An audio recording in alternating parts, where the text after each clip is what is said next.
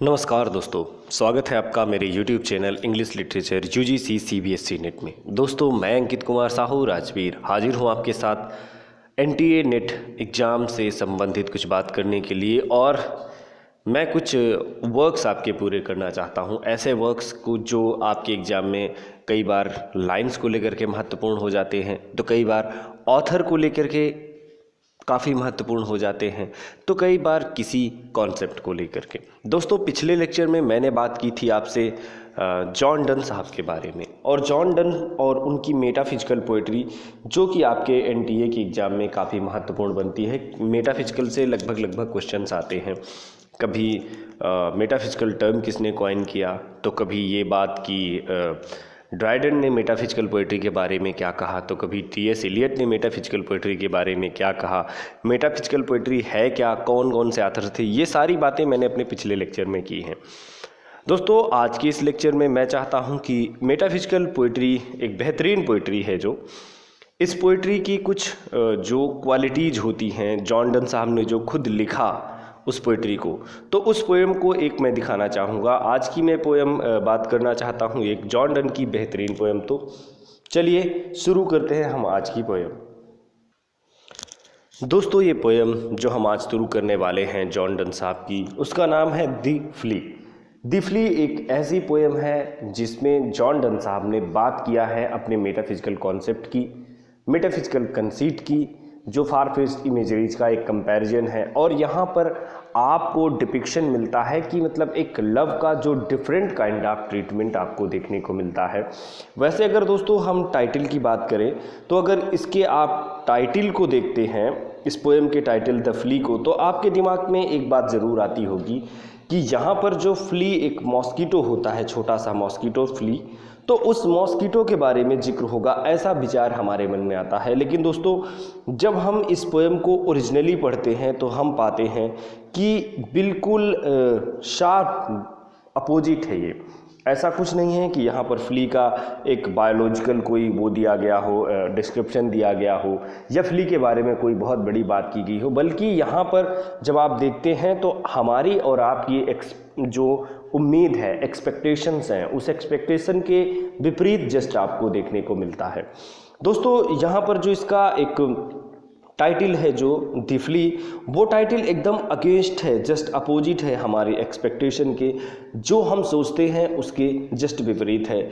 और हम सोचते हैं कि जैसे मैंने आपको बताया ही कि यहाँ पर एक्चुअली में जो फ्ली है, तो फ्ली मॉस्किटो का डिस्क्रिप्शन होगा, बायोलॉजिकल हो सकता है। लेकिन यहाँ इस पोएम में जब हम देखते हैं तो ऑथर ने वू करने के लिए, अपनी बिलवेड को वू करने के लिए यहाँ पर फ्ली को यूज किया है। फ्ली की बॉडी का यूज किया है। फ्ली ने जो उनका ब्लड शक किया, उस ब्लड के मिंगलिंग को यहाँ पर ऑथर ने यानी कि जॉन डन ने ब्यूटीफुली मतलब अपने लव को वू करने के लिए यूज किया है दोस्तों। तो इस तरीके से हम कह सकते हैं कि ये पोएम बहुत ही बेहतरीन है मेटाफिजिकल पोएट्री के कॉन्सेप्ट में। तो दोस्तों, शुरू करेंगे हम रीडिंग इस पोएम की। मैं आपको एक्सप्लेनेशन के साथ साथ इस पोएम को पढ़ूंगा और आपके साथ एक्सप्लेन भी करूंगा। दोस्तों, पहली लाइन हम देखते हैं, mark but this flea and mark in this how little that which thou deniest me is mark but this flea। देखो इस फ्ली, मतलब he is indicating towards the flea and saying to his beloved mark but this flea, मतलब इस flee को देखो and mark in this, और इसमें जो अंदर है उसको देखो। देखिए, जो आथर है उसने अंदर तक की बात कर दी है, यानी कि अभी आगे कोई कॉन्सेप्ट लाने वाला है। आप दोस्तों वेट करेंगे कौन सा कॉन्सेप्ट जॉन डन साहब लाते हैं। How little that which thou deniest me is, how little कितना कम है, कितना तुच्छ है वो, that which thou deniest me is, that which क्या, जिसके लिए तुमने मुझे मना कर दिया, जिसके लिए तुमने इनकार कर दिया, वो बात कितनी छोटी है। अगर आप इस फ्ली के अंदर देखो, वो अपनी बिलवेड से कहता है कि देखो इस फ्ली के अंदर, इस फ्ली को देखो, मार्क इन दिस फ्ली, जो चीज़ तुमने मुझे मना कर दिया है वो कितनी छोटी है, इस फ्ली के सामने, इस फ्ली के अंदर क्या है, इस फ्ली में क्या है। दोस्तों अगली लाइन में इस बात को क्लियर करेंगे। यहाँ पर जो जॉन डन साहब का कॉन्सेप्ट है, उन्होंने बहुत क्लियरली एक मेटाफर, फ्ली जो मेटाफर है उसका कंपैरिजन करके कितनी ब्यूटीफुली उन्होंने दिखा दिया है।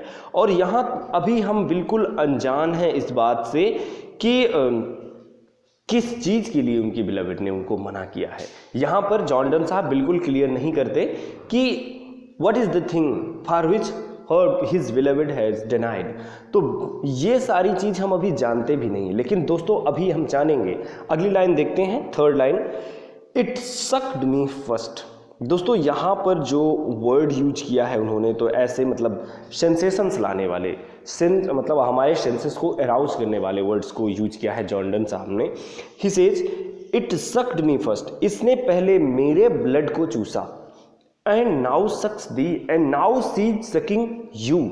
क्यों? क्योंकि जो फ्ली है, जो मॉस्किटो, वो मक्खी है छोटी सी, वो जो कीड़ा है, उसने पहले जॉन डन साहब की बॉडी पर बैठा और उसने थोड़ा सा उनके ब्लड को चूसा, लेकिन उसके बाद वो जा करके उनके बिलवेड के ऊपर बैठी और उनके ब्लड को चूसना शुरू किया। तो जॉन डन साहब इंडिकेट करके कहते हैं इट सक्ड मी फर्स्ट, पहले तो इसने मेरे ब्लड को चूसा, एंड नाउ सक्स दी, और अब ये तुम्हारे ब्लड को चूस रही है। एंड इन दिस फ्ली, और इस तरीके से अगर हम बात करें तो इस फ्ली में ये जो मॉस्किटो है, आवर टू ब्लड्स मिंगल्ड भी।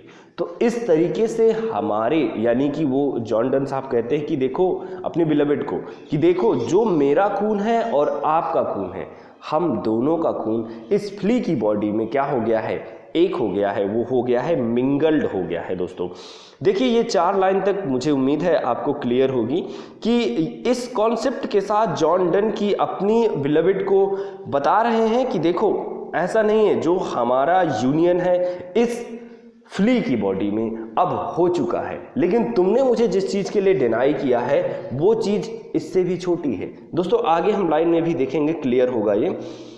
Thou knowest that this cannot be said. Thou knowest that this cannot be said. A sin, nor shame, nor loss of maidenhead. देखिए दोस्तों यहाँ पर जॉन डन साहब एकदम क्लियर करना चाहते हैं। दाउ नोस्ट यानी कि तुम जानती हो, यू नो वेरी वेल, वो अपनी बिलवेड से कहते हैं कि तुम इस बात को अब समझती हो, बेहतर तरीके से समझती हो कि that this can not be said, कि इस मिंगलिंग को, ये जो हमारा ब्लड मिंगल्ड हो गया है फ्ली की बॉडी में, उसे हम नहीं कह सकते कोई पाप, नॉर सेम, ना हमें इसमें कोई शर्म है, नॉर लॉस ऑफ मैडन हेड। दोस्तों यहाँ से बात थोड़ा सा क्लियर होती है कि एक जो बात है वो फिजिकल यूनियन की बात हो रही है। जॉन डन साहब अपनी शायद बिलवेड से अर्ज करना चाहते हैं कि we have to do a physical union, but उनकी बिलवेड ने उनको मना कर दिया। ऐसा करने से उन्होंने ये एग्जाम्पल इनके सामने रखा कि देखो तुमने मुझे तो मना कर दिया, लेकिन हम बिना मिले ही, यानी कि एक स्पिरिचुअलिटी में, मतलब एक ये समझिए कि उन्होंने एक कॉन्सेप्ट क्रिएट कर लिया कि देखो बिना हम कुछ किए ही, बिना हमारे फिजिकल यूनियन के ही हम फिजिकली यूनियन हो चुके हैं इस फ्ली की बॉडी में। तो दोस्तों ये एक जो मेटाफिजिकल पोइट्री का बहुत ही कॉम्प्लेक्स आर्गूमेंट जो देते हैं, मेटाफिजिकल पोइट्री में जो जॉन डन की पोएम्स में आपको देखने को मिलता ही है, तो ये कॉन्सेप्ट आपको एक कॉम्प्लेक्स कॉन्सेप्ट आपको देखने को मिलता है, कॉम्प्लेक्स आर्गूमेंट आपको देखने को मिलता है कि देखो कैसे इस बात को जॉन डन साहब ने ब्यूटीफुली डिपिक्ट कर दिया। अगले दोस्तों हम लाइन पर आएंगे। देखिए जहां तक उन्होंने ये तक बात कर दी है कि ये सिन नहीं कहा जा सकता, ये शेम नहीं कहा जा सकता, ना ही ये लॉस है मैडनहेड का। दोस्तों अगली लाइन पर हम आते हैं जो लाइन नंबर है 7। Yet this enjoy before it woo, yet this enjoy before it woo, and pampered swells with one blood made of two, and this loss is more than we would do. दोस्तों जब ये lines आती हैं, yet thee enjoys before it woo, यानी कि yet फिर भी, this enjoys before it woo, यानी कि जो हमने मतलब एक दूसरे के लिए, दोस्तों देखेंगे yet this enjoys before it वो, यहाँ पर जॉन डन साहब कहते हैं कि इस मॉस्किटो ने, इस जो बग है, इस कीड़े ने, येट दिस इंजॉय, इसने क्या किया, एंजॉय किया, बिफोर इट वू, जैसे कि इसने कुछ वू नहीं किया, इसने तुमको वू करने की कोशिश नहीं की, बल्कि मैंने ये कोशिश की और मैं एंजॉय भी नहीं कर पाया। और इस बग ने ना तुमको वू किया, लेकिन फिर भी इसने एंजॉय किया। कैसे? And pampered swells with one blood made up two, और इसका जो सेटिस्फैक्शन है, क्यों? क्योंकि जो बग है, जब उसने ब्लड जॉन डन साहब का चूसा तो उसको थोड़ा सेटिस्फैक्शन मिला होगा, लेकिन जब उसने उनके बिलविड को भी चूसना शुरू किया उनका ब्लड, और वो लगातार उस ब्लड को शक करती रही, जब वो मॉस्किटो, तो उसका जो मतलब वो है पेट है, यानी कि जो उसकी बॉडी है वो स्वेल करने लगी होगी, और उसके अंदर सेटिस्फैक्शन आया, वो उसकी जो हंगर रही होगी वो धीरे धीरे खत्म होने लगी होगी। तो इसीलिए कहते हैं कि and pampered swells with one blood made up two, और इसकी जो बॉडी है वो ऐसा रिप्रेजेंट करती है कि जैसे इसकी जो भूख है, जो सेटिस्फैक्शन है, इसका हायर हो रहा होगा। और इन दिस, और इस सब में एलास, उनको अफसोस होता है, alas in this is more than we would do, और इस तरह से हम जो नहीं करेंगे उससे कहीं ज़्यादा हम इस फ्ली की, इस मॉस्किटो की इस बॉडी में हम महसूस कर पाएंगे। ऐसा एक मतलब एक फिजिकली यूनियन ना हो करके वो एक स्पिरिचुअली यूनियन की बात करने लगते हैं। दोस्तों, जब हम अगले स्टेंजा पर हम आते हैं, अगले स्टेंजा पे आप देखेंगे, अगला जो स्टेंजा है वो एक बिल्कुल आपको क्लियर कर देगा, ओ स्टे। और जब ऐसा जॉन डन साहब ने देखा कि उस बग ने अपने सेटिस्फैक्शन खुद को, अपना पेट भरा, तो वो उनकी जो बिलवेड है उस बग को मारने के लिए अपना हाथ जैसे ही बढ़ाती हैं, ऐसा मतलब इंडिकेशन आपको पोएम के थ्रू डन दे रहे हैं। Oh stay 3 lives in one flea spare. क्या है यहाँ पर? 3 लाइव्स हैं इस फ्ली की बॉडी में, देयर आर 3 लाइव्स। 3 कैसे? क्यों?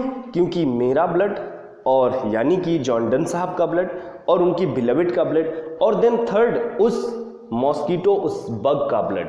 ये तीनों जो ब्लड हैं, तीनों ब्लड हैं, अगर तीनों ब्लड हैं यानी कि 3 लाइफ है। और अगर एक फ्ली को मार देंगी उनके बिलवेड, तो वो कहते हैं कि ये क्या होगा? 3, ये मर्डर होगा 3 का, ये 3 लाइफ्स यहाँ पर एंड हो जाएंगी अगर तुमने ऐसा किया।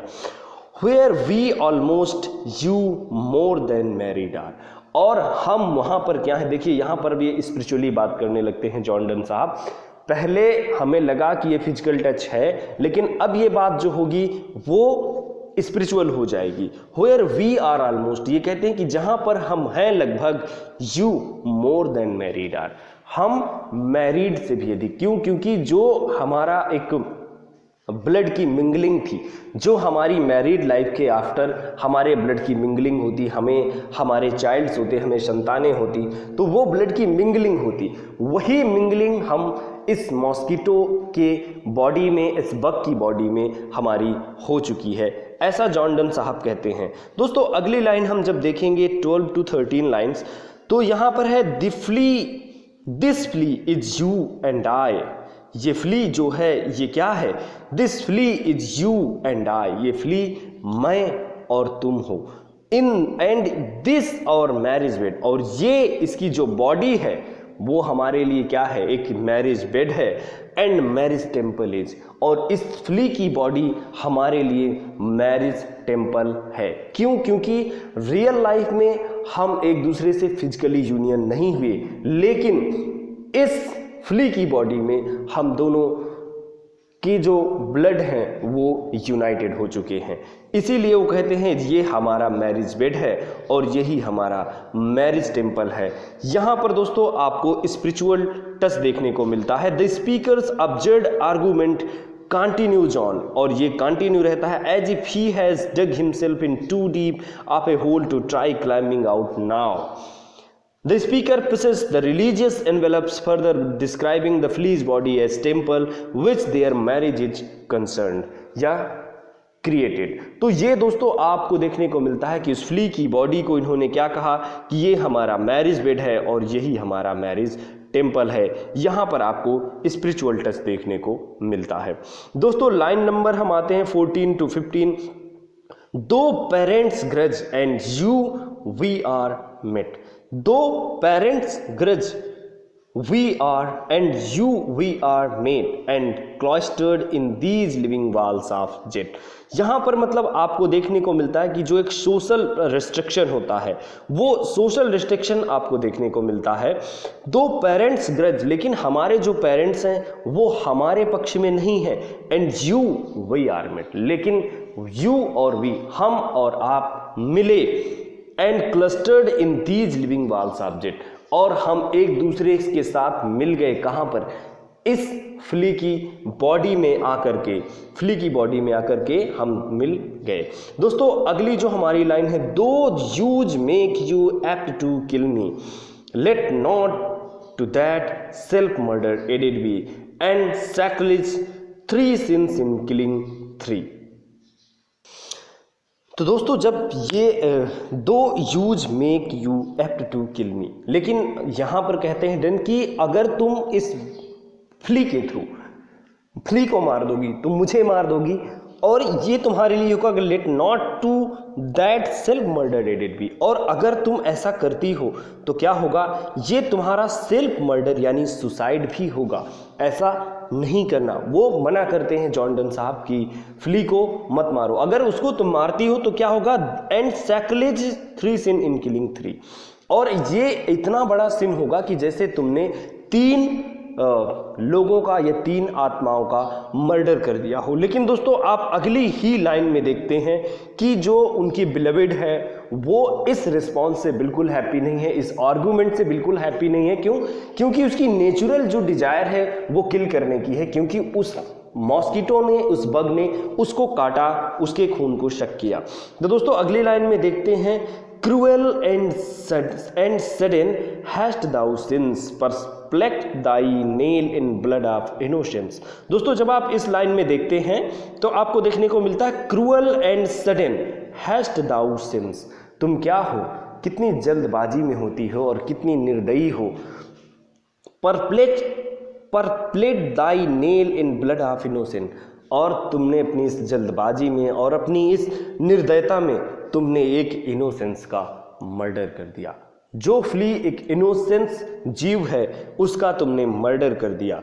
तो यहाँ पर अब लेडी के क्रुएलिटी और उसकी हैस्टी जो मतलब जल्दबाजी है उसको रिप्रेजेंट करने की कोशिश की है। दोस्तों अगली लाइन पर हम देखेंगे, wherein could this flea guilty be except in that drop which it sucked from thee. Wherein could be this flea guilty be, तो क्या मतलब ये इस फ्ली का क्या इतना ही अपराध था। Wherein could this flea guilty be की मतलब कहाँ पर अपराधी थी ये फ्ली, सिर्फ यहाँ पर अपराधी थी ना, except it in that drop which it sucked from thee, सिर्फ इसका इतना ही अपराध था कि इसने तुम्हारी बॉडी से 2-4 खून की बूंदें चूस ली, सिर्फ इसका इतना अपराध था और इसके लिए तुमने इसे मार दिया। तो दोस्तों ये उनका एक बेहतरीन आर्गूमेंट है जो जॉन डन साहब यहाँ पर देते हैं। Yet thou triumph'st and say'st that thou find'st not thy self nor me the weaker now. Yet thou, लेकिन येट दाउ ट्रिम्फस्ट, तुम्हारी तो जीत हुई, and say'st that thou find not thy self nor me the weaker now.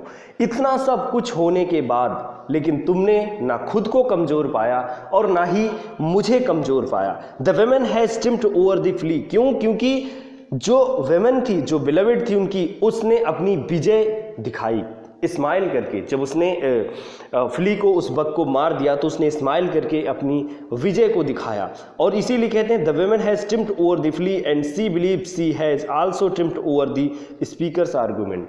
और इसीलिए वो ये भी सोचती है कि उसने जो स्पीकर है, जो जॉन डन साहब हैं, जो अपने आर्गूमेंट दे रहे हैं, उस पर भी उन्होंने मतलब विजय पाली है, वो जीत गई हैं, अपनी जीत महसूस कर रही हैं। It's true then learn how false fears be. It's true, बिल्कुल ये बात सच है। देन लर्न, तो ये भी आप समझ लीजिए, हाउ फॉल्स फियर्स बी, तो ये जो आपका डर है, ये कितना फॉल्स है, कितना गलत है। Just so much honour when thou yells to me. तुम्हें बहुत सम्मान मिलने वाला है जब तुम और मैं, तुम्हारा और मेरा यूनियन, यानी कि हम जस्ट सो मच ऑनर, बहुत ही ज़्यादा सम्मान when thou yells to me, जब तुम और हम झुक जाते हैं। Will waste at this flea's death took life from the.